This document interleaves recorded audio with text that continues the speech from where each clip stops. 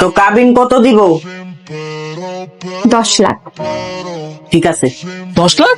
কি গো তুমি এগুলা? তুমি কি এনে বিয়ে করতে বইছো নাকি আমার এনে ব্যবসা করতে বইছো? কাবিন 10 লাখ টাকা মানে?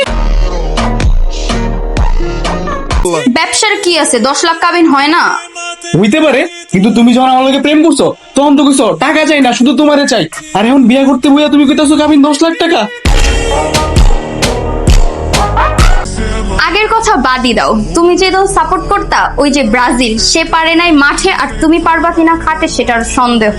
তোমার দল তো কোয়ার্টার ফাইনালে ওঠার আগেই বাদ হয়ে গেছে, আর তোমার কি অবস্থা হবে আল্লাহ জানে। তোমার দলেরও যেমন কোনো ভরসা নেই, তোমারও কোনো ভরসা নেই, তাই আমি কোনো রিস্ক নিতে পারবো না। কাবিন 10 লাখ। এটা কোনো কথা? তুমি কিন্তু আমার উপর জুলুম করতেছো, বুঝছো? তাহলে বিয়ে করো না, ক্যান্সেল। বাবা আমি কি বিয়া পড়াবো নাকি চলে যাব? না, কি করবেন আর পড়াবেন না? ফাড়া বাসের চিপায় আটকে 10 লাখ টাকা কাবিন চেয়েছে, পড়ান। তাইলে বলেন আলহামদুলিল্লাহ কবুল। এই কল বন্ধ করেন, এই বিয়ে হবে না। এভাবে কোনো মানে? বাবু, এটা কে? এটা আমার এক্স। Ex boyfriend?